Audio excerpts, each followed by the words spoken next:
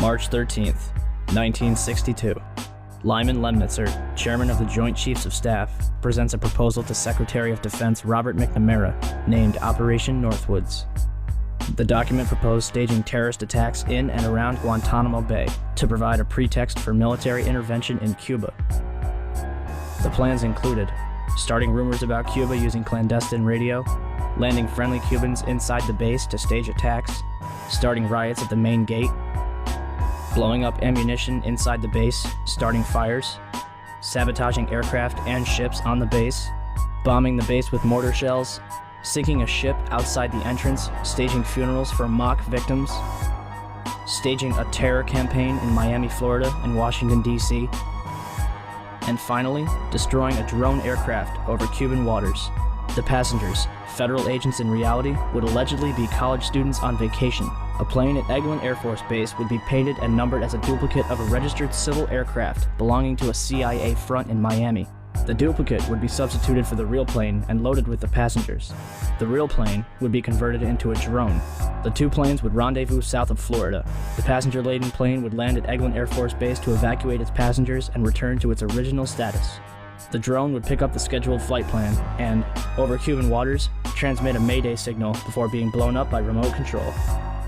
The plan is rejected by McNamara, and President John F. Kennedy personally removes Lemnitzer as chairman of the Joint Chiefs of Staff. December 1st, 1984. A remote-controlled Boeing 720 takes off from Edwards Air Force Base and is crash-landed by NASA for fuel research.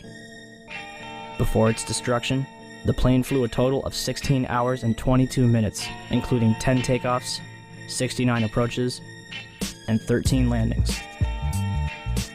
August 1997.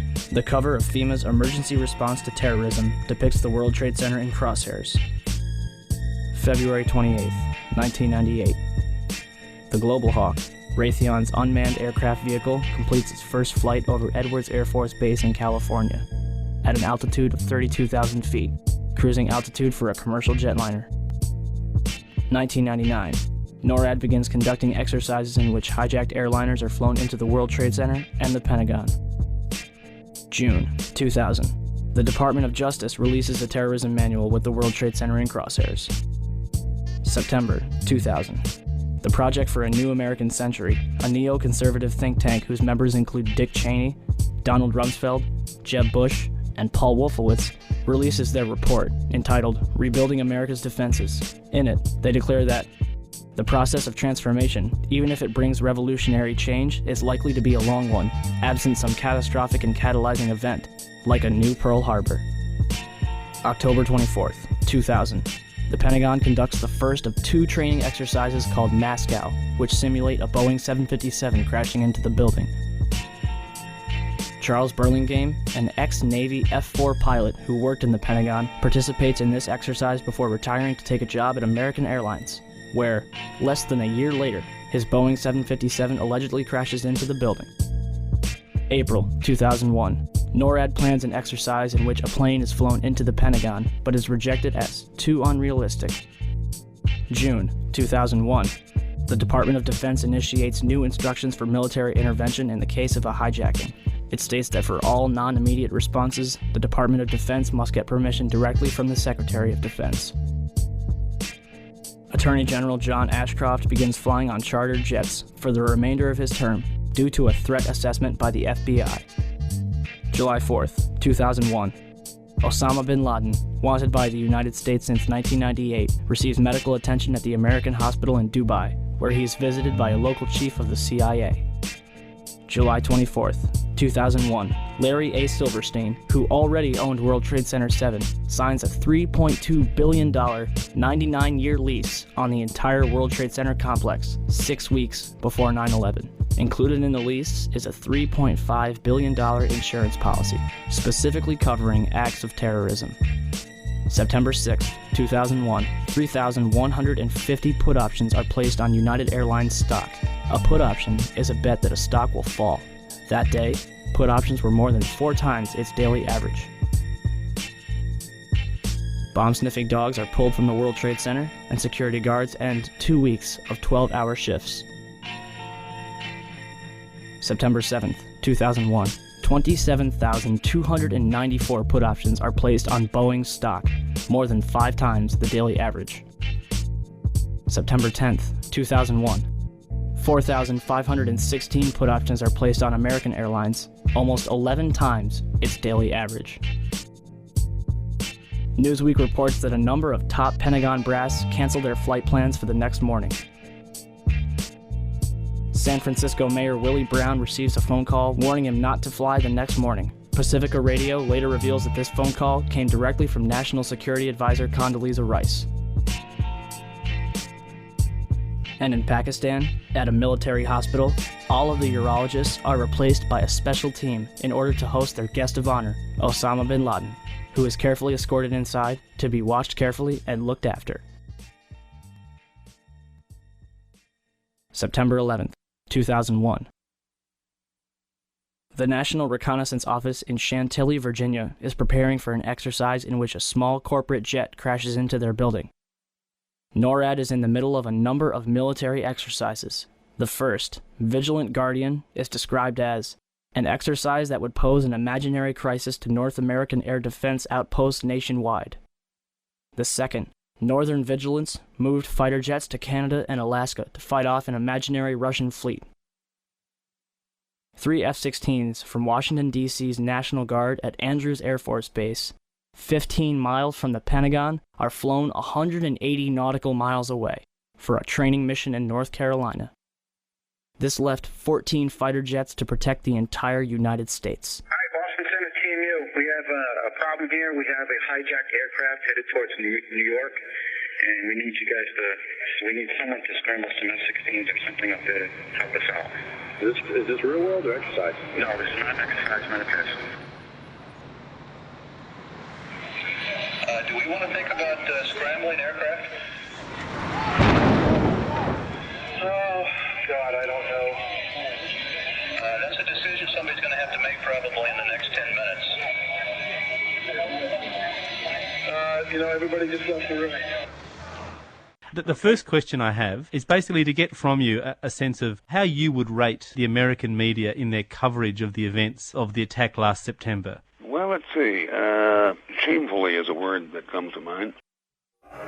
This just in, you were looking at obviously a very disturbing live shot there. That is the World Trade Center, and we have unconfirmed reports this morning that a plane has crashed into one of the towers of the World Trade Center. But overall, the American journalism was cowed and intimidated by this massive flag-sucking, this patriotic orgy. If you criticize the president, it's unpatriotic and there's something wrong with you, you may be a terrorist. So in that sense, Hunter S. Thompson, there's not enough room for dissenting voices? Well, there's plenty of room. There's just not enough people are willing to take the risk.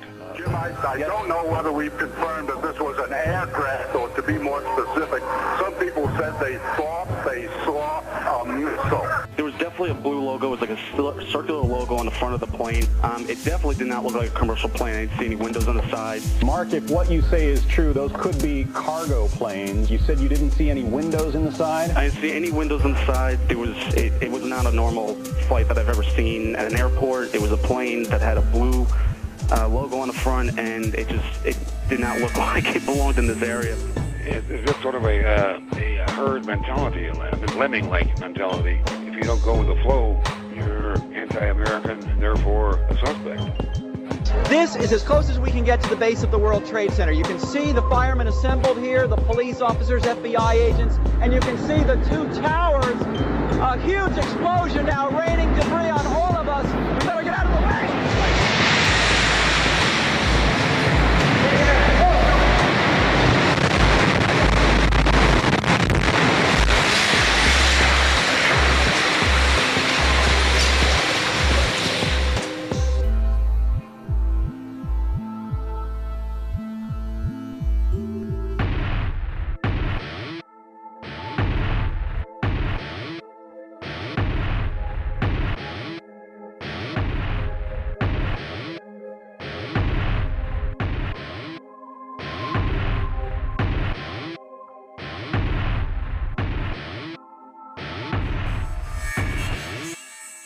You sort of wonder when something like that happens, well, who stands to benefit? Who had the opportunity and the motive? You just kind of look at these basic things. I don't assume that I know the truth about what went on that day. And yeah, I just look around and looking for who had the motive, who had the opportunity, who had the equipment, who had the will.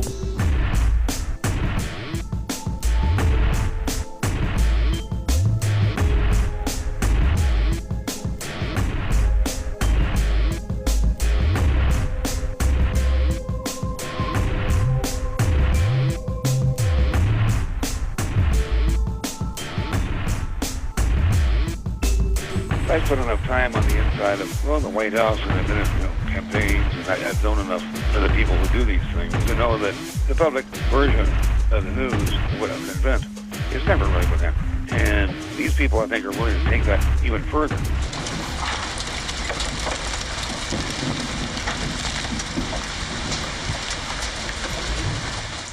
It seems a very long bow to me, but are you sort of suggesting that this worked in the favour of the Bush administration?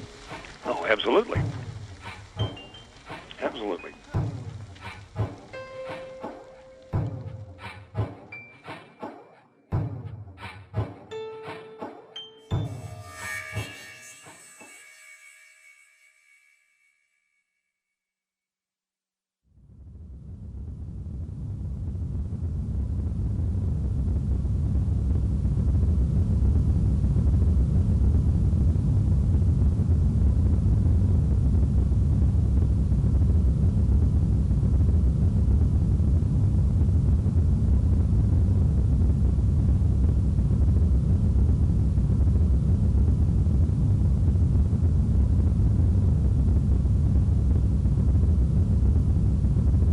(9:38), Arlington, Virginia.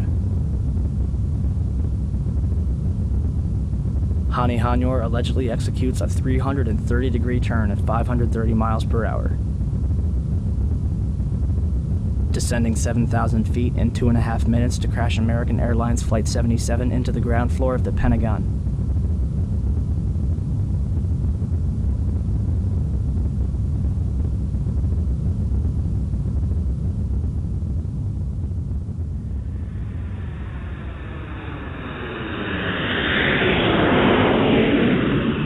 Its final approach took it directly across Interstate 395.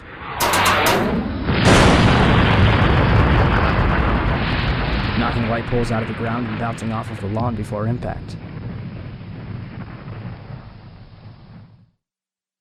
First, let's meet Hani Hanyor. Hanyor had come to Freeway Airport in Bowie, Maryland 1 month earlier seeking to rent a small plane. However, when Hanyor went on 3 test runs in the second week of August, he had trouble controlling and landing a single-engine Cessna 172. Well, my name is Marcel Bernard, and I'm the chief flight instructor here at Freeway. Hani Hanyor, well, basically what happened with him is he showed up at the airport and wanted to get checked out in the aircraft. See, he was already certified. He didn't come to us for flight training. Yeah, he already had a pilot's license. He had already earned his private instrument commercial at a school in Arizona, and I don't remember the name of the school, but he already had certificates in hand. And we sometimes occasionally have pilots that come to us that don't want flight training but just want to rent our aircraft. Which is the case of Hani Hanyor. This was the case with Hani. He wanted to get checked out, as we call it, to rent our aircraft. And our insurance requires that he flies with one of our instructors to be found competent to rent. Mm-hmm. And that was the process that he was going through. The consensus was that he was very quiet, average or below average piloting skills. Mm-hmm. English was very poor. So I don't know where to. That's about the best description I can give you for his demeanor at times. Very, uneventful from my perspective. Regardless, air traffic controllers at Dulles International Airport that were tracking Flight 77 all thought that it was a military plane. Second, the light poles. On November 22, 2004, a private jet en route to Houston to pick up George Bush Sr. clipped a single light pole and crashed a minute away from landing at Houston's Hobby Airport. The wing ripped off upon impact, scattering debris over 100 yards.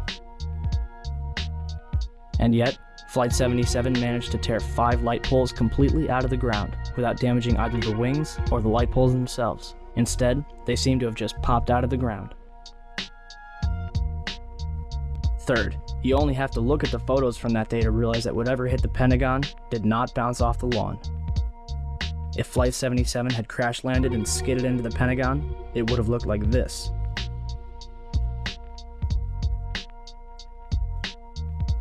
Instead, it looked like this, without a single scratch on the lawn.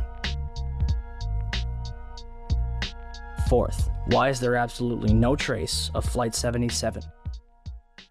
You know, it might have appeared that way, but from my close-up inspection, there's no evidence of a plane having crashed anywhere near the Pentagon. The only site is the actual site of the building that's crashed in, and as I said, the only pieces left that you can see are small enough that you could pick up in your hand. There are no large tail sections, wing sections, a fuselage, nothing like that anywhere around, which would indicate that the entire plane crashed into the side of the Pentagon. The official explanation is that the intense heat from the jet fuel vaporized the entire plane. Indeed, from these pictures, it seems that there is absolutely no trace of a Boeing 757. But if the fire was hot enough to incinerate a jumbo jet, then how can investigators identify 184 out of 189 people found at the Pentagon? The Armed Forces DNA Identification Laboratory, which was responsible for the task, was also responsible for identifying the dead in Shanksville. Keep that in mind for later. So what is a Boeing 757 made of? I called Boeing to ask, but the operator informed me that Boeing refuses to give out any information regarding the construction of their aircraft due to the attacks of September 11th. But what we do know is that a 757 has 2 Pratt & Whitney engines made of steel and titanium alloy, which are 9 feet in diameter, 12 feet long, and weigh 6 tons each. Titanium has a melting point of 1,688 degrees Celsius. Jet fuel, also known as kerosene, is a hydrocarbon, which can retain a constant temperature of 1,120 degrees Celsius after 40 minutes, but only if the fuel is maintained. The fuel would have burned off immediately upon impact. Therefore, it is scientifically impossible that 12 tons of steel and titanium was vaporized by kerosene. Likewise, the 2 engines should have been found relatively intact at the Pentagon. Instead, there was a single turbojet engine approximately 3 feet in diameter found inside the building. After this photo was published by American Free Press, readers wrote in to suggest that the turbine was a piece from the Auxiliary Power Unit, APU, mounted in the tail section of a 757. Chris Bolin contacted Honeywell in Phoenix, Arizona, the manufacturer of a 757's APU. An expert, speaking on the condition of anonymity, told him that there's no way that that's an APU wheel. Bolin then contacted Pratt & Whitney and Rolls-Royce, the 2 companies that manufacture 757 engines. Pratt & Whitney pointed Bolin towards Rolls-Royce, and John W. Brown, a spokesman for Rolls-Royce, told Bolin that it is not a part from any Rolls-Royce engine that I'm familiar with. In an article written by Carl Schwartz, President and Chief Executive Officer of Patmos Nanotechnologies, LLC, and iNet Security Systems, he believes that the piece is a JT-8D turbojet engine from a U.S. Air Force A-3 Skywarrior. The piece in the FEMA photo is the front shaft bearing housing. Jet engines have a center shaft, which must be balanced, as well as bear seals on the front and back. The photo shows the front seal and a rotor hub missing its fan blades. These blades are easily removed in a collision such as the one found at the Pentagon. The United States Air Force has only a few A-3s left in operation, and they are stored in Van Nuys, California, at Hughes Aircraft, which is now better known as Raytheon. So if this piece didn't come from a 757, then where? And where are the engines from Flight 77? The second identifiable piece of debris was allegedly a piece of the fuselage. Skeptics have claimed that this is proof that Flight 77 hit the Pentagon. But this piece could have come from any American Airlines plane. And why is it not singed or scratched after a 530-mile-per-hour impact and a subsequent fireball? The third piece of debris was a diffuser case. Let's look a little closer at the diffuser case of a 757. Do you see the triangular bezels around the openings? Those are nowhere to be found on the case found at the Pentagon. The remainder of the debris was light enough to have been carried by hand, and employees at the Pentagon were seen carrying away a large box shrouded in a blue tarp. Why the mystery? If Flight 77 was vaporized on impact, it would be the first time in aviation history. For example, August 15, 2005, Helios Airways Flight 522, a Boeing 737 en route to Athens, Greece, crashed into a hillside at full speed. 121 passengers, all dead. Fire. Tail sections. Wing sections. Engines. Cockpit. Bodies. Catch my drift? Fifth, why is the damage to the Pentagon completely inconsistent with a Boeing 757?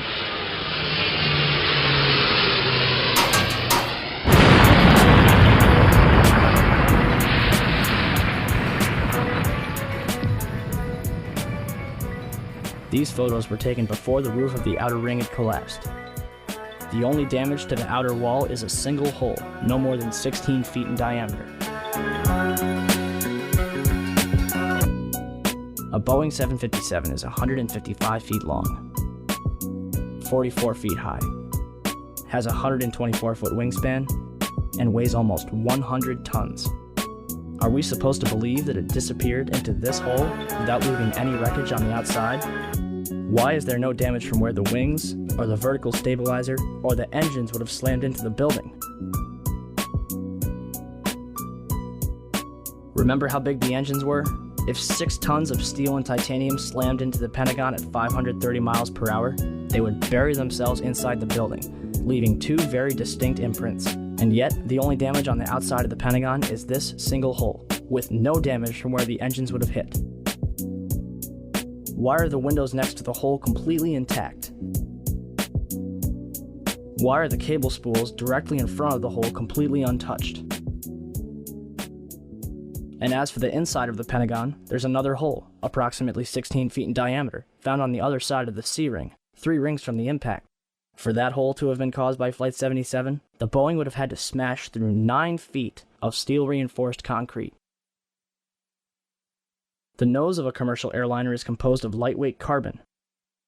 This is what usually happens to the nose of a commercial airliner in a plane crash. If the nose caused this hole, where's the rest of the debris from the plane? So what could blow a 16-foot hole in the outer ring of the Pentagon, smash through 9 feet of steel-reinforced concrete, and leave another 16-foot hole? A cruise missile.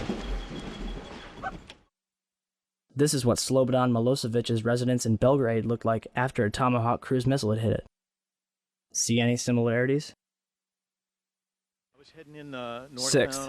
The eyewitnesses. Some saw a huge 100-ton commercial airliner. Standstill, and I looked off. I was, looked out my window. I saw this plane, a jet, American Airlines jet, coming. Some saw a small 8 to 20 passenger commuter plane. I saw what looked to be maybe a 20-passenger corporate jet, no markings on the side, coming in at a shallow.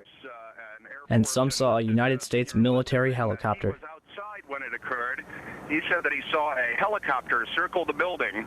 He said that it appeared to be a U.S. military helicopter and that it disappeared behind the building where the helicopter landing zone is, and that he then saw a fireball go into the sky.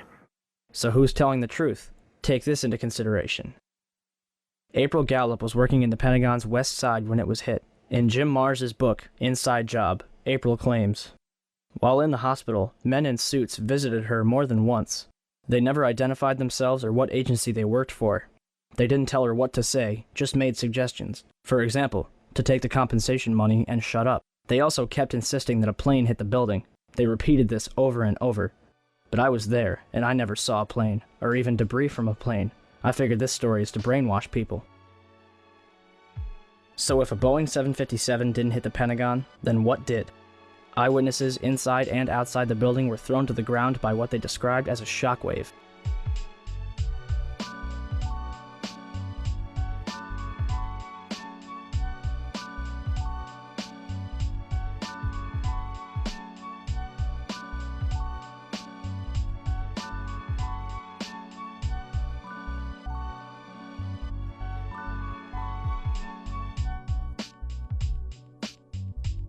Even the Sheraton Hotel, 1.6 miles away, was rocked by the blast. A number of military personnel at the Pentagon specifically mentioned smelling cordite.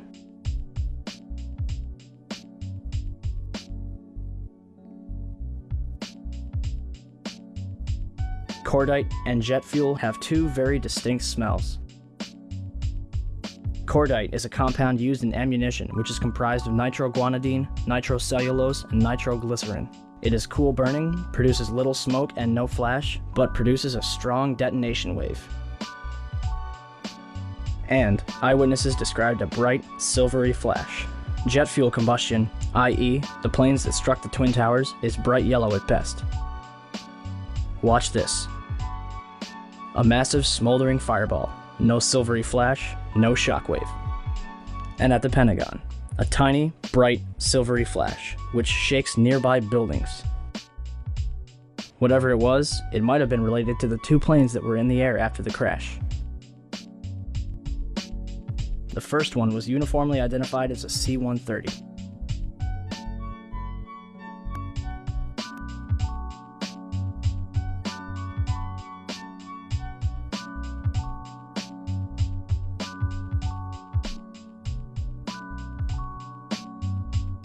The second plane was an unmarked white plane flying over Washington, D.C.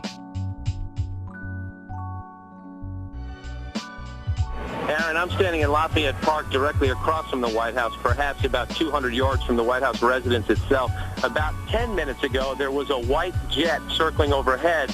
Now, you generally don't see planes in the area over the White House. That is restricted airspace. No reason to believe that this jet was there for any nefarious purposes, but the Secret Service was very concerned, pointing up at the jet in the sky.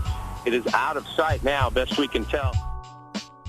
At 9:25, Jane Garvey, the head of the FAA, initiated a national ground stop, which prevents further takeoffs and requires all planes in the air to land. The order, which hasn't been implemented since 1903, applied to almost every single kind of plane, civilian, military, or law enforcement. Certain military flights were allowed to fly during this time, but the FAA isn't talking. Why were these two planes allowed in the air when everyone else had to land? And finally, why did people keep reporting a second explosion at the Pentagon? Well, I can't tell you about that, but I was just here in front of the Capitol, which, by the way, has been evacuated, and back toward the Supreme Court area, we just heard a low, muffled thud. It sounded like a small explosion. There have been unconfirmed reports of second explosions here at the Pentagon. We have not confirmed that, but again, the counterintelligence sources... Where did this fireball come from? 7th, surveillance cameras from a gas station, Sheraton Hotel, and the Virginia Department of Transportation captured the entire thing. However, the FBI was there within minutes to confiscate the tapes, including a warning for the employees not to discuss what they had seen. If the government wishes to prove once and for all that Flight 77 hit the Pentagon, all they would have to do is release one of those tapes. Instead, they released 5 frames from a camera across the heliport, even though none of them show a 757.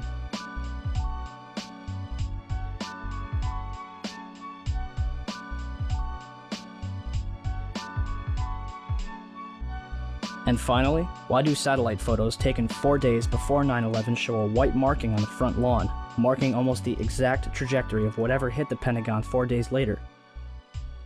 And is it merely a coincidence that the Pentagon was hit in the only section that was renovated to withstand that very same kind of attack? And that Donald Rumsfeld was safe in his office on the opposite end of the building? If the government has nothing to hide, why are they so afraid to answer a few questions or release a few videos?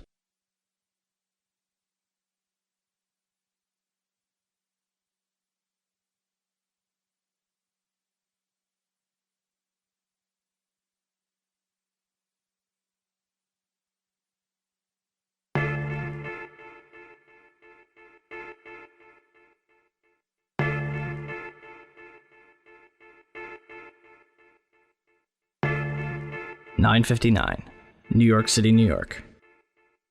The South Tower of the World Trade Center collapses to the ground in approximately 10 seconds. 29 minutes later, the North Tower follows suit, collapsing in approximately 10 seconds. Later that evening at 5:20, World Trade Center 7, a 47-story office building 300 feet away from the North Tower, suddenly collapses. The building's tenants included the CIA, Department of Defense, IRS, Secret Service, and Rudy Giuliani's emergency bunker. And the SEC was using it to store 3,000 to 4,000 files related to numerous Wall Street investigations. Although every single building surrounding Building 7 stood intact, it fell straight down into a convenient little pile in 6 seconds. Official explanation? Falling debris from the Twin Towers created an internal fire, which ignited several fuel tanks inside the building. If this is true, then it would be the third building in history to collapse because of a fire. The first two would be the Twin Towers. On July 28, 1945, a B-52 bomber lost in the fog crashed into the 79th floor of the Empire State Building. 14 people dead, $1 million in damage, but the building stands intact to this day. On February 14, 1975, a 3-alarm fire broke out between the 9th and 14th floors of the North Tower. According to the New York Times, the fire leads to intense scrutiny of the towers and eventually to a decision to install sprinklers. On May 4, 1988, a 62-story skyscraper in Los Angeles burned for 3 hours and spread over 4 floors. It did not collapse. On February 23, 1991, a 38-story skyscraper in Philadelphia, built in 1973, burned for more than 19 hours and spread over 8 floors. It did not collapse. On October 17, 2004, a 56-story skyscraper in Venezuela, built in 1976, burned for over 17 hours and spread over 26 floors, eventually reaching the roof. Guess what? It did not collapse. On February 12, 2005, the Windsor Building in Madrid, a 32-story tower framed in steel-reinforced concrete, burned for almost 24 hours, completely eradicating the upper 10 stories of the building. Although the top 10 floors of the building fell, the building itself did not collapse. And yet, on September 11, 2001, two 110-story skyscrapers, completed in 1973, burned for 56 and 103 minutes, respectively, over 4 floors, before collapsing completely to the ground. One might argue that this was due to the construction of the World Trade Center. Let's look at what was inside those buildings. The Twin Towers were composed of 200,000 tons of steel, 425,000 cubic yards of concrete, 103 elevators, 43,600 windows, 60,000 tons of cooling equipment, and a 360-foot television antenna. The core of each tower was 87 by 133 feet, comprised of 47 box columns 36 by 16 inches thick. The North Tower was completed in 1970, standing at 1,368 feet tall, and the South Tower was completed in 1973, clocking in at 1,362 feet tall, making them the tallest buildings in the world until the Sears Tower was completed in 1974. And to think, the government would have us believe that these massive structures were destroyed by 10,000 gallons of jet fuel. However, eyewitnesses, video footage, and a little common sense quickly refutes that claim. The second plane hits the South Tower between the 78th and 82nd floors at 9:03 a.m.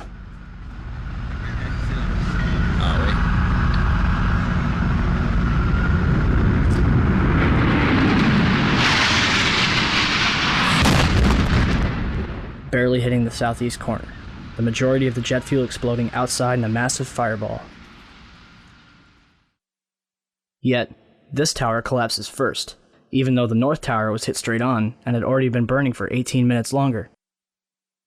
Galileo's law of falling bodies calculates the time in which an object will travel a certain distance in complete freefall. Distance, d, equals 16.8 times time in seconds squared. The South Tower was 1,362 feet tall.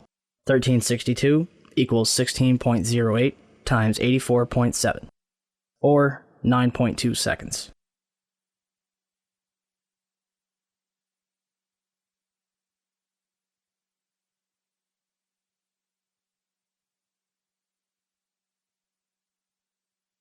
The Twin Towers came down in nearly free-fall speed.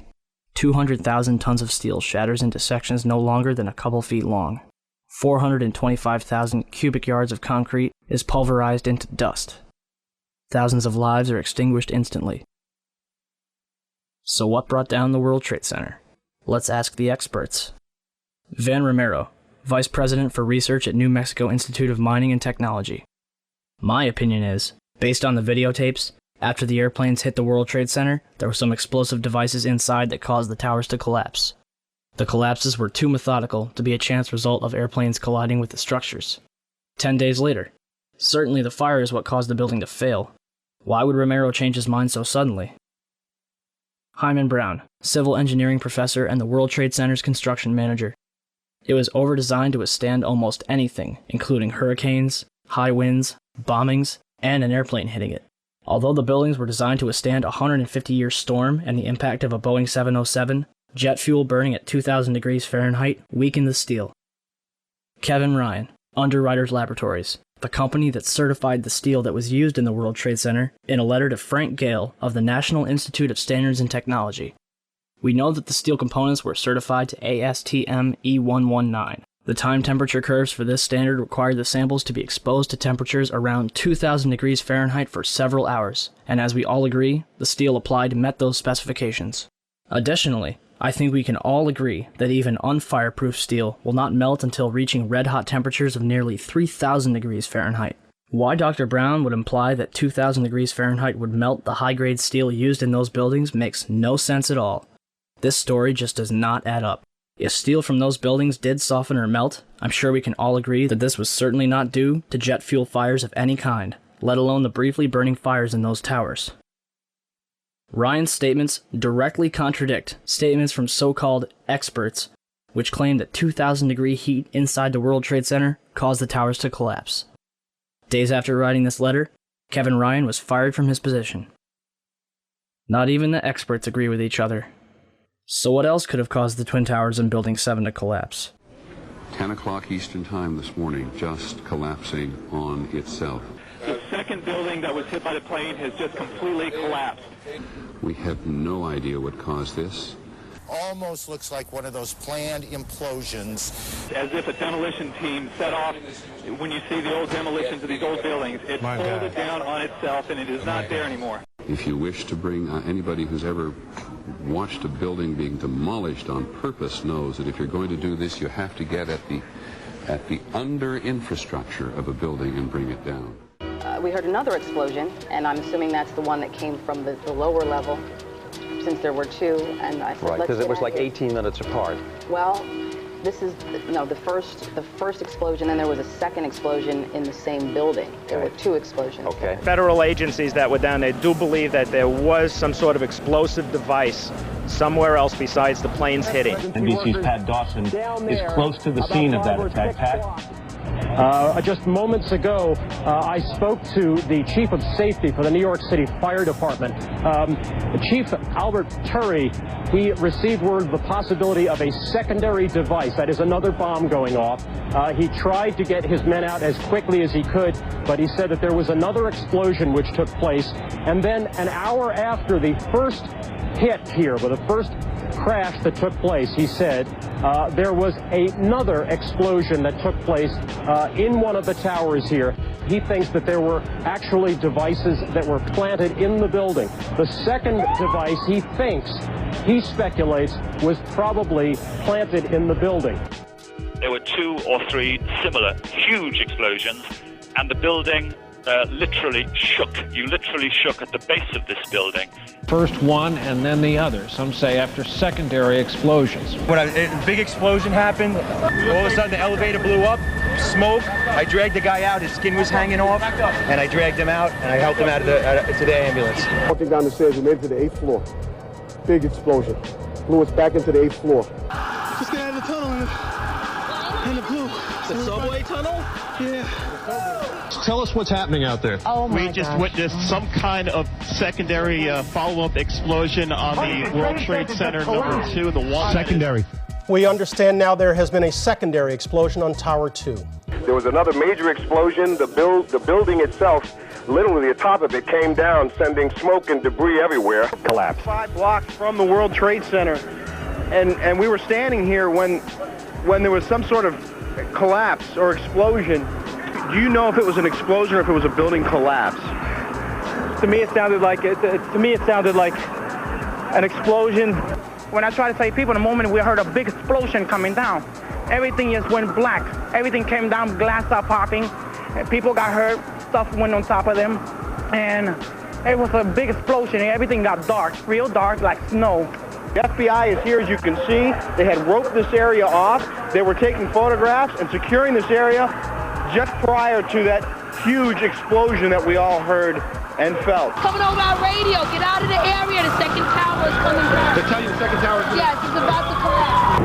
At 10:30, I tried to leave the building, but as soon as I got outside, I heard a second explosion and another rumble and more smoke and more dust. I ran inside the buildings, the chandelier shook, and again, black smoke filled the air. Within another 5 minutes, we were covered again with more silt and more dust. And then a fire marshal came in and said we had to leave because if there was a third explosion, this building might not last. We just saw that as well. The second tower, the only one that was standing, tower number 1, we saw some kind of explosion, a lot of smoke come out of the top of the tower, and then it collapsed down onto the streets below. David Lee, what can you tell us? John, just seconds ago there was a huge explosion, and it appears right now the second World Trade Tower has just collapsed. One eyewitness was standing among a crowd of people on Church Street, 2.5 blocks from the South Tower, when he saw a number of brief light sources being emitted from inside the building between floors 10 and 15. He saw about 6 of these flashes, accompanied by a crackling sound before the tower collapsed. Ginny Carr was attending a business meeting on the 36th floor of 1 Liberty Plaza, across the street from the World Trade Center, and caught the entire first attack on tape. A second explosion can be heard 9 seconds after the crash. It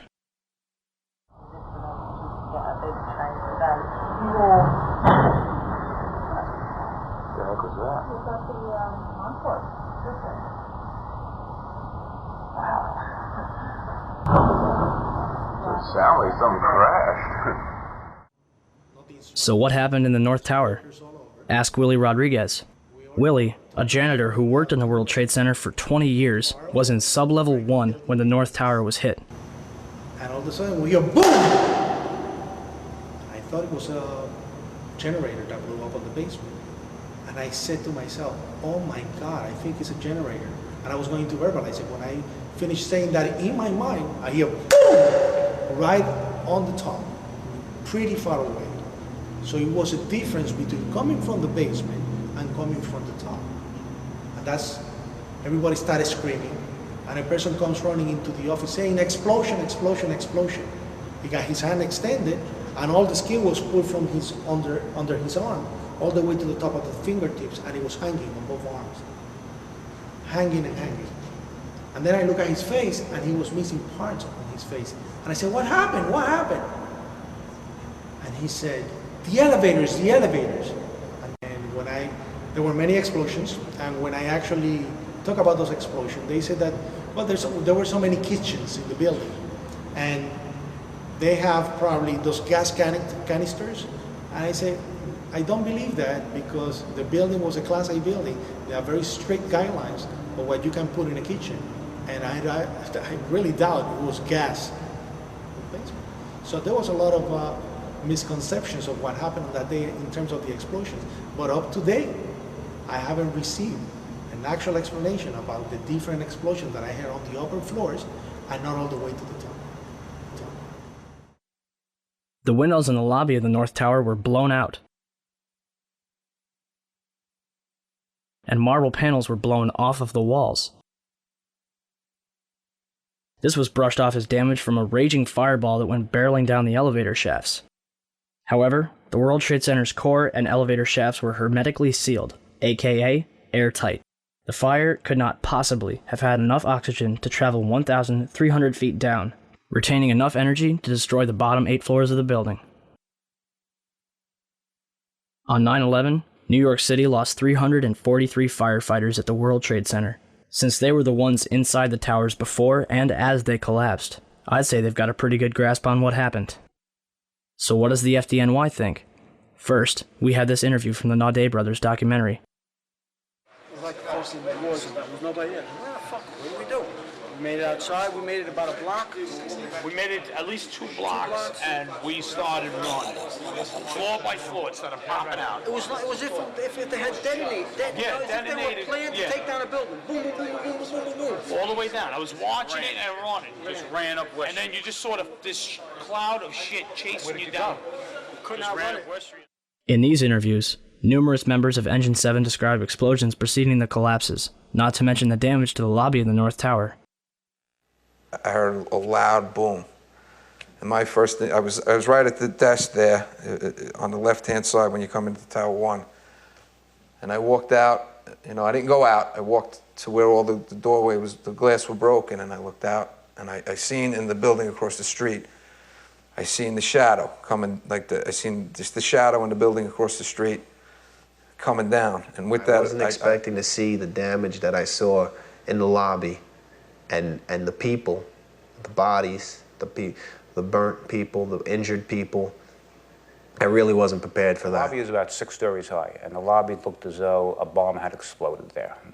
All the glass was taken out. There were 10-foot by 10-foot marble panels that were once walls.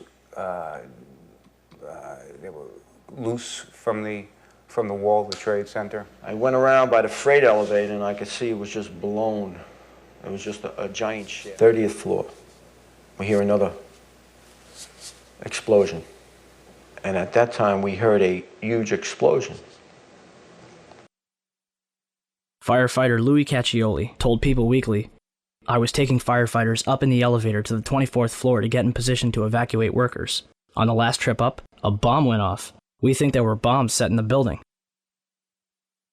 For more than a year, the Port Authority blocked the release of a tape of firefighters' transmissions from the World Trade Center on 9/11. In November 2002, the tape was finally released to the New York Times and other news outlets.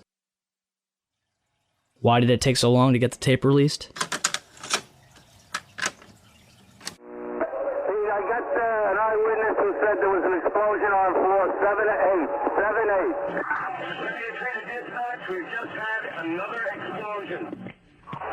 Warren Street because of the secondary explosion. We've got numerous people covered with dust from the secondary explosion.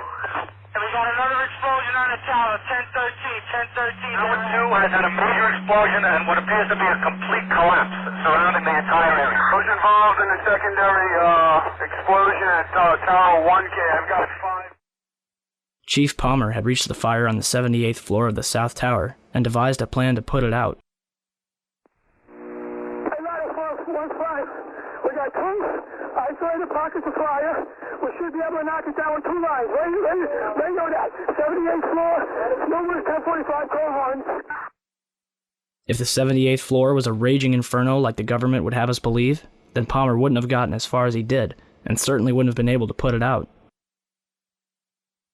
On August 12, 2005, an additional 15 hours of radio transmissions and transcripts of interviews with firefighters was finally released to the public.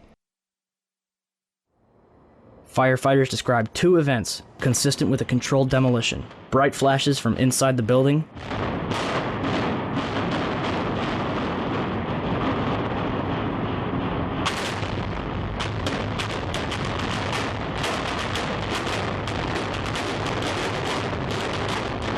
and a number of crackling sounds before the buildings collapsed.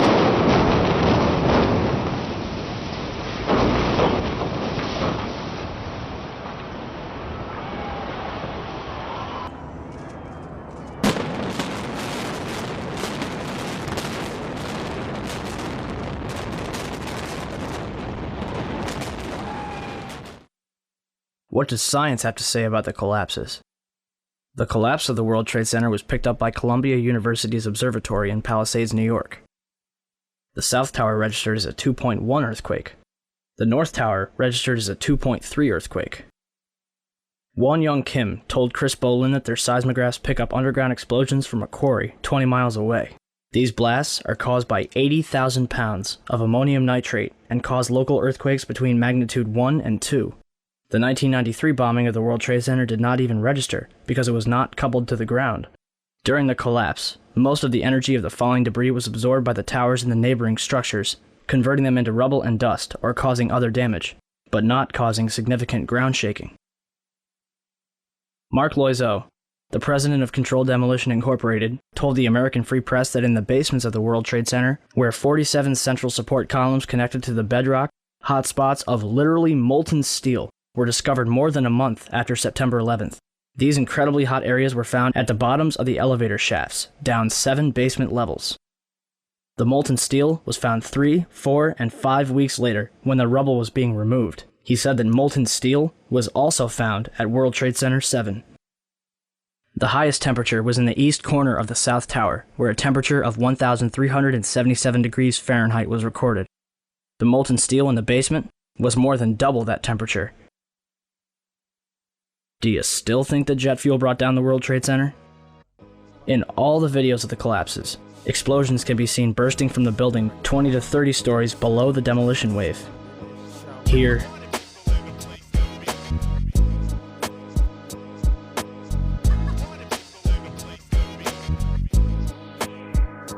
here,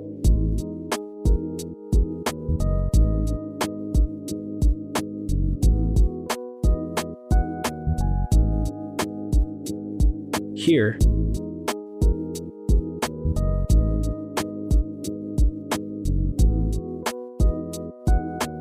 here,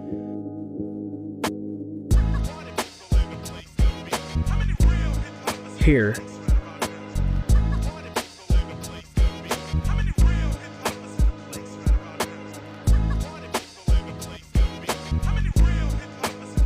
and here.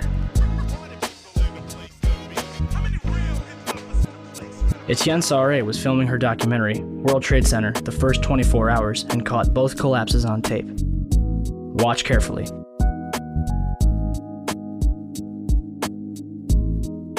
The tripod shakes 12 seconds before the North Tower begins collapsing.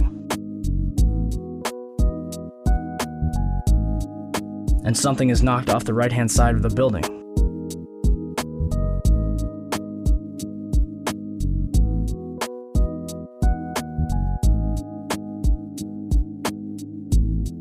You're probably asking, if there were bombs in the building, how would they get in there without anyone noticing?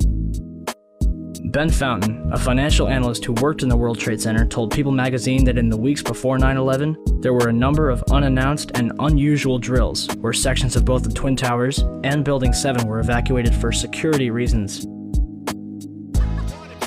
Daria Cord, a guard in the North Tower, told Newsday that security detail was working 12-hour shifts for 2 weeks before 9/11, but on Thursday the 6th, bomb-sniffing dogs were abruptly removed from the building. So who authorized all this? President Bush's brother, Marvin, was board of directors at Securicom from 1993 until fiscal year 2000. Securicom, now known as Stratasec, is an electronic security company backed by Kuwait American Corporation, which provided security for United Airlines, Dulles International Airport, and from the early 1990s up to the day of 9/11, the World Trade Center. Marvin is also the former director at HCC Insurance Holdings, which insured parts of the World Trade Center on 9/11. More information on this was supposed to be disclosed and never was. To date, the SEC has not revealed what they have learned. If only we could examine the debris from the World Trade Center and figure out what happened. Unfortunately, Mayor Giuliani began shipping the remains off to recycling yards overseas before investigators could even examine it. Not even FEMA was allowed into Ground Zero. Essentially, they blocked off a crime scene and destroyed all the evidence. Guess who was allowed into the site? Controlled Demolition, who was also responsible for cleaning up after the Oklahoma City bombing in 1995. It gets better than that. On July 15, 2001, Controlled Demolition destroyed 2 400-foot-tall fuel reserve tanks from the World War II era. The demolition was conducted for no apparent reason and drew numerous complaints from the neighborhood. The site remains vacant to this day, and a reason for the demolition has never been disclosed. Regardless, I think what happened to the World Trade Center is simple enough. It was brought down in a carefully planned controlled demolition. It was a psychological attack on the American people, and it was pulled off with military precision.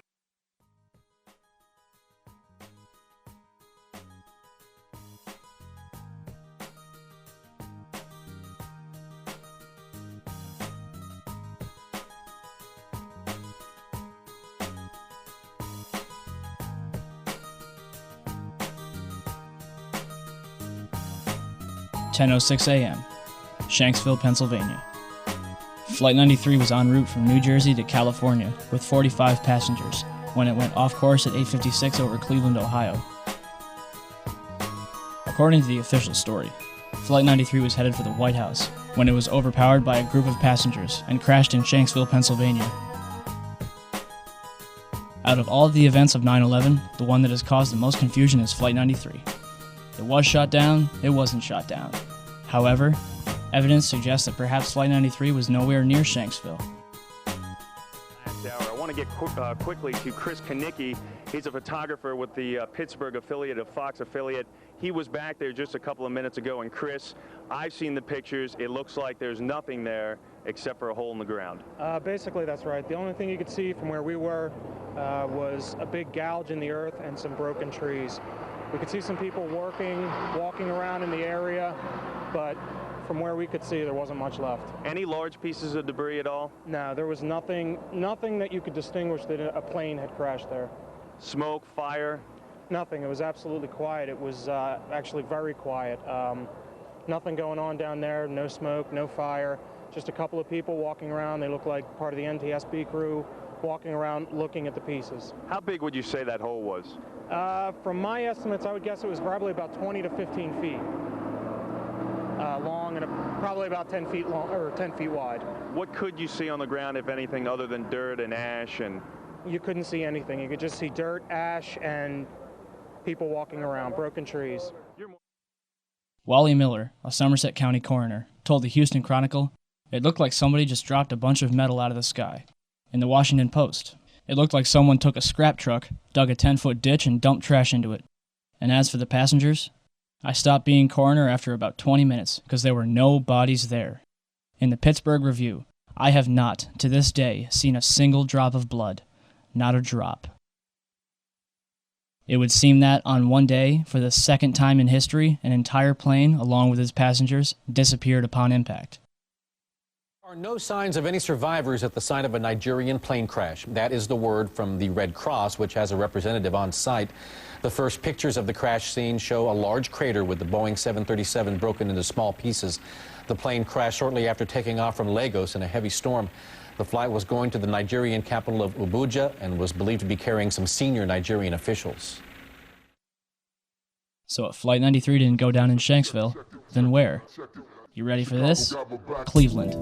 At 11:43 on September 11th, WCPO, a local TV station in Cincinnati, Ohio, reported that 2 planes landed at Cleveland Hopkins Airport due to a bomb threat. United Airlines identified one of the planes as Flight 93. Are you confused? Well, it gets better. Check it out. At approximately 10 a.m., Cleveland Hopkins Airport was evacuated amidst rumors that a hijacked plane was going to land. Passengers had to leave, but couldn't drive. They had to walk or hitchhike.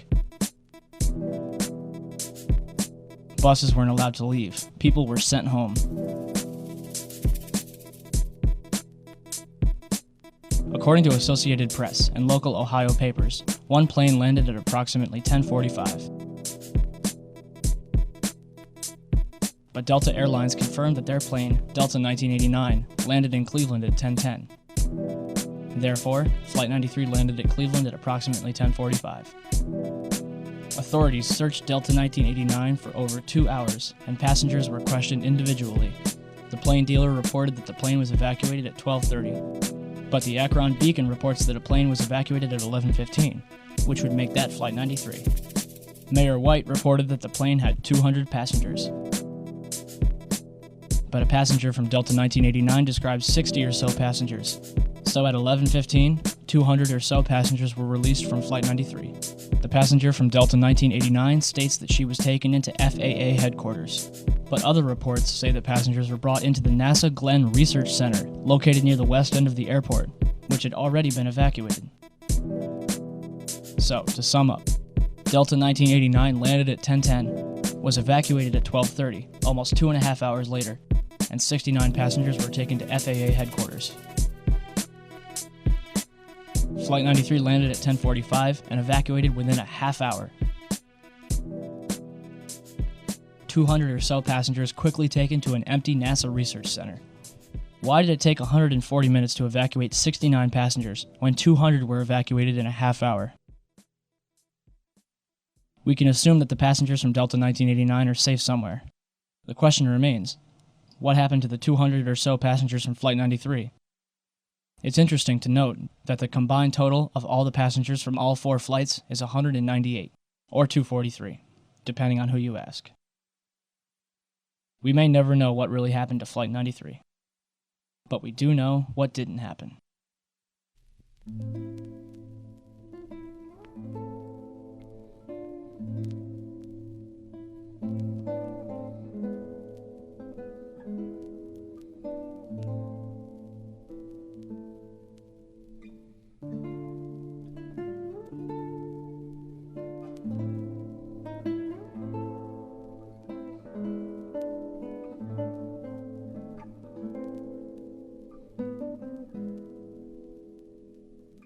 Whenever this evidence is presented to people, you'll usually get one of many different questions. The first one being, if different planes were used, what happened to the original ones? Unfortunately, we may never know what really happened. But if we could examine the black boxes from the planes that were used, we could prove that they weren't the original flights. A commercial plane carries 2 different black boxes. Each black box carries one of 2 different recorders, a cockpit voice recorder and a flight data recorder. The cockpit voice recorder records sounds from inside the cockpit, including engine noise, stall warnings, and other sounds of interest. Communications between air traffic control, weather briefings, and conversations between pilots and crew are also recorded. The flight data recorder records at least 28 different parameters such as time, altitude, speed, and heading. Some also record more than 300 other in-flight characteristics, anything from autopilot to smoke alarms. The recorders themselves are made from the most impervious metals known to man, and the information is recorded along with date and time and spooled into a continuous roll. Any damage that is done to the roll is done to the outside, as opposed to the inside where the data is. The 9/11 Commission says that CVRs and FDRs from American 11 and United 175 were not found. Yet, the FBI claims to have found the passport of Saddam al-Sakami, which managed to fly out of his pocket, through the explosion, and onto the streets of Manhattan below. So, 4 different black boxes, made from the most resilient materials known to man, were destroyed. Yet, a passport, made from a fragile material known as paper, managed to survive? Who writes this stuff? Ted Lepatkowitz, spokesman for the National Transportation Safety Board, told CBS News that it's extremely rare that we don't get the recorders back. I can't recall another domestic case in which we did not recover the recorders. Turns out Ted's right. Nicholas DeMasi, a firefighter who helped the recovery efforts, claims in the book Behind the Scenes, Ground Zero, "At one point, I was assigned to take federal agents around the site to search for the black boxes from the planes. There were a total of 4 black boxes. We found 3. I guess it all comes down to who you'd rather believe." FBI Director Robert Mueller said Flight 77's data recorder provided altitude, speed, headings, and other information, but the voice recorder contained nothing useful. And Donald Rumsfeld said the data on the cockpit voice recorder was unrecoverable. As for Flight 93, it was the only flight where the cockpit voice recorder was recovered. It was played for the families in April 2002, but not before they signed an agreement saying that they wouldn't talk about it. They couldn't even take notes. And for some reason, the last 3 minutes of the tape was unaccounted for. The FBI had no explanation for the discrepancy. Why would the 9/11 Commission tell us Flight 11 and 175's recorders weren't found? Why would Robert Mueller tell us that there's nothing interesting on Flight 77's? What's on the last 3 minutes of Flight 93's cockpit voice recorder? These are vital questions that need to be answered. It's an interesting postscript that Flight 93 was spotted on April 10, 2003 at Chicago's O'Hare Airport by David Friedman, a United Airlines employee who records all of his flights. The tail number, N591UA, was spotted on Flight 1111, a United Airlines 757. And according to the FAA, both N591UA and N612UA, Flights 93 and 175, are still valid. But Flights 11 and 77 are listed as destroyed. Not to mention that they were not even scheduled to fly on September 11th. Next, what about the cell phone calls? For starters, the calls themselves are extremely peculiar. Most of them are only a couple sentences long before the callers end the conversation, only to call back later. Flight attendant Betty Ong allegedly placed a call from Flight 11, according to the 9/11 Commission. Although the conversation lasted 23 minutes, only 4.5 minutes was recorded. What is your name? Okay, my name is Betty Ong. I'm number 3 on Flight 11. Okay. And the cockpit is not answering their phones. And there's somebody stabbed in business class, and we can't breathe in business class. Somebody's got mace or something. Okay, our number 1 got stabbed. Our purser is stabbed. Nobody knows who stabbed who, and we can't even get up to business class right now because nobody can breathe. Our number 1 is stabbed right now. Okay. And our number 5, our first class passengers, our first class galley flight attendant and our purser has been stabbed. And we can't get the cockpit. The door won't open. Does Miss Ong sound like a woman on a hijacked plane who just saw 3 people murdered? Why is nobody in the background screaming? Flight attendant Madeline Sweeney allegedly talked with her ground manager Michael Woodward for 25 minutes. She describes 4 hijackers. The FBI says there were 5. She says the hijackers were in rows 9 and 10. The FAA says they were all in row 8. Near the end, she screams, "I see buildings. Water. Oh my God." Madeline was a flight attendant out of Boston for 12 years. I think she would have recognized Manhattan. A man claiming to be Mark Bingham called his mother Alice, who is visiting his sister-in-law. The caller says, "Mom, this is Mark Bingham. When was the last time you called your mother and used your full name? I just want to tell you that I love you. I'm on a flight from Newark to San Francisco, and there are 3 guys on board, and they say they've taken over the plane, and they say they have a bomb. I'm calling you from the airphone." And then, "You believe me, don't you, Mom?" "Yes, Mark, I believe you. Who are these guys?" Then he was interrupted by someone who was speaking in a low-toned male voice, speaking what sounded like English. After 30 seconds of muffled sounds, the caller repeats, "I'm calling you with an airphone." His mother asks him again, "Who are these guys?" After another pause, he returns and asks again, "You believe me, don't you, Mom?" There was another pause, and the phone just trailed off. To date, none of these calls, except for Betty Ong's call to American Airlines, has been released to the public. But to be honest, none of that matters. Why? Because none of these calls could have taken place. Key Dudney of Physics911.net conducted some research of his own. In an experiment called Project Achilles, he took a series of cell phones onto a Cessna 172 and flew up to 8,000 feet to determine the success rate as the plane got higher. At 4,000 feet, he had a 0.4 success rate. At 8,000 feet, he had a 0.1 success rate. For 32,000 feet, cruising altitude for a commercial airliner, he calculated a 0.006 success rate, less than 1 in 100th of a chance. Don't believe me? Even American Airlines has put their foot in the government's mouth. On July 15, 2004, passengers aboard a commercial American Airlines flight were able to send and receive calls from their cell phones as if they were on the ground, thanks to a cell station that was installed into the plane. It worked great. I called the office, I called my wife, I called a friend in Paris. They all heard me great, and I could hear them loud and clear. Why would American Airlines spend thousands of dollars on this technology in 2004 when cell phones worked so well on September 11, 2001? The cell phone calls were fake, no question about it. So how is it possible to fake a person's voice? In 1999, the Los Alamos Laboratory in New Mexico revealed their voice morphing technology. General Carl W. Steiner, the former Commander-in-Chief of United States Special Operations, declared on tape, "Gentlemen, we have called you together to inform you that we are going to overthrow the United States government." Another example was Colin Powell, saying, "I am being treated well by my captors." With just a 10-minute recording of somebody's voice, they are able, in almost real time, to clone someone's speech. Steiner was so impressed, he asked for a copy. So what about the hijackers? On September 14, 2001, the Department of Justice released the names of the alleged 19 hijackers. But on September 23rd, the BBC reported that Walid al-Shari was alive and well in Casablanca, Morocco. They also tracked down Abdulaziz Al-Amari, who was an engineer with Saudi Telecom and lost his passport while studying in Denver. In the same article, FBI Director Robert Mueller admitted that the identity of several of the hijackers is in doubt. So how many hijackers turned up alive? At least 9 of them. Wael al-Shari is alive and well. Mohand al-Shari is alive in Saudi Arabia. Khaled al-Midar is a computer programmer in Mecca. Salem al-Hazmi works at a chemical plant in Yanbu, Saudi Arabia.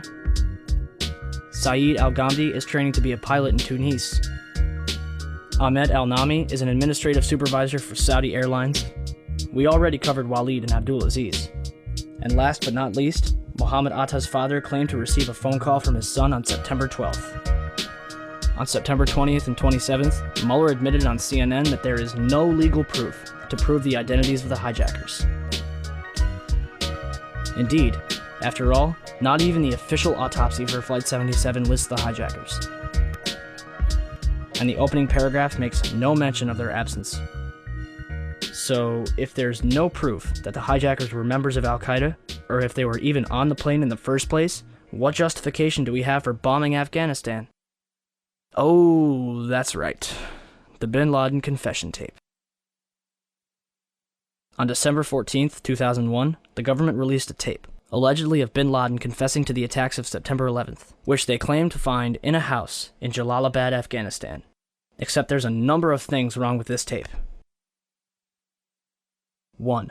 The tape itself is of very poor quality. And 2. The man in the video looks and acts nothing like Bin Laden. According to the FBI's website, Osama is left-handed. Yet, in this video, he's writing a note with his right hand. Not to mention he's wearing a gold ring, which is forbidden by Islamic law, and is never mentioned in the FBI's description of him. Compare this video to 4 other pictures of Bin Laden. Does anybody else see a problem here? Until the government can prove without a shadow of a doubt that Al-Qaeda was behind September 11th, the American people have every reason to believe otherwise.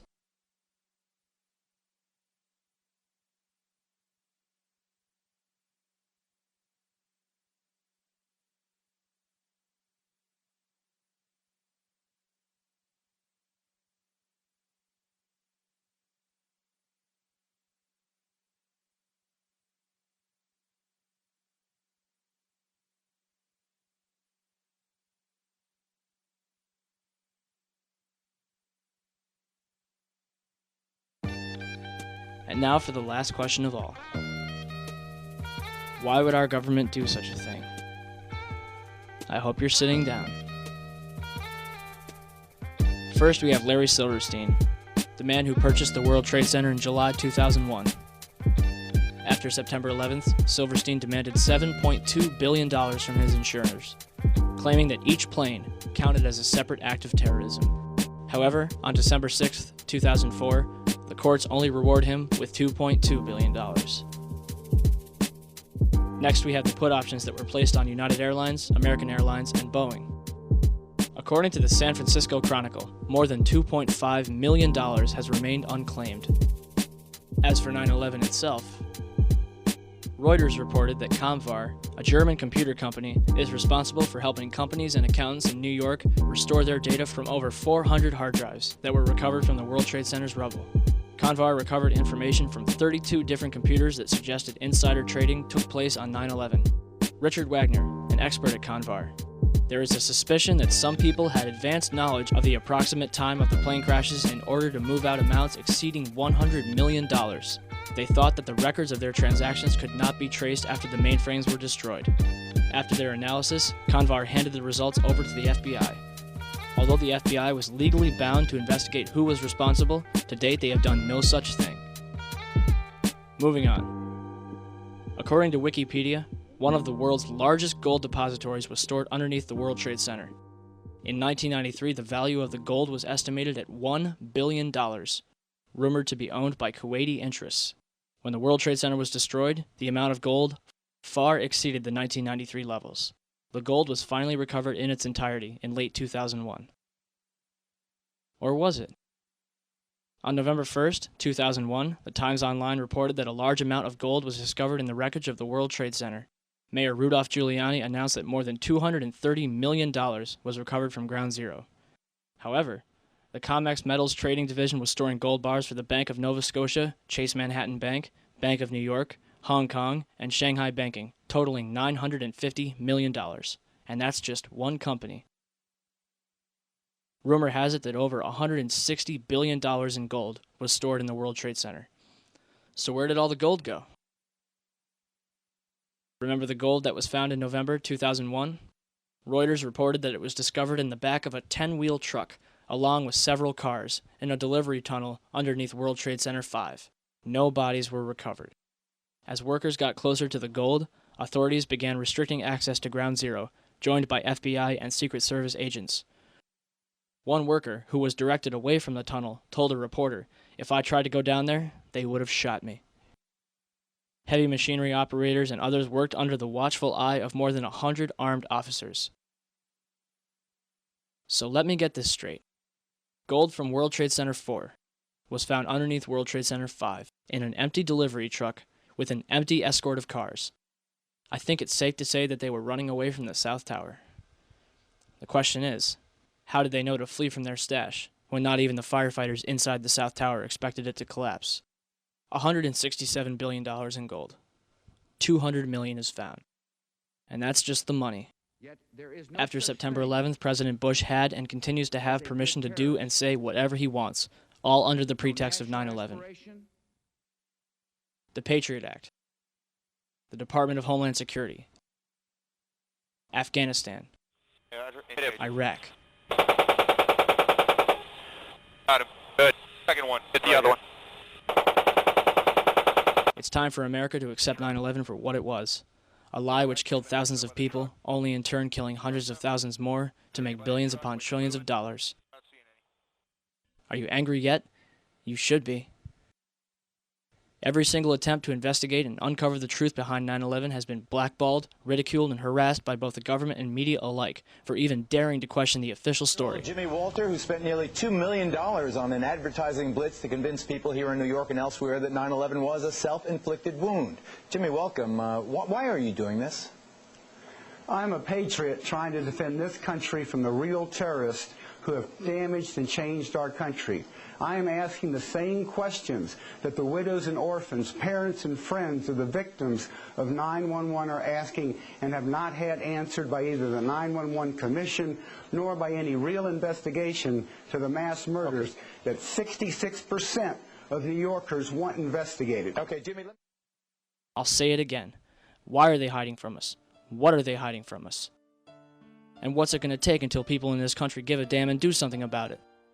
America has been hijacked. Not by Al-Qaeda, not by Osama bin Laden, but by a group of tyrants ready and willing to do whatever it takes to keep their stranglehold on this country. So what are we going to do about it? Anything. Share this information with friends, family, total strangers, hold screenings, conferences, whatever you have to do to get the word out. It's up to you. Ask questions. Demand answers.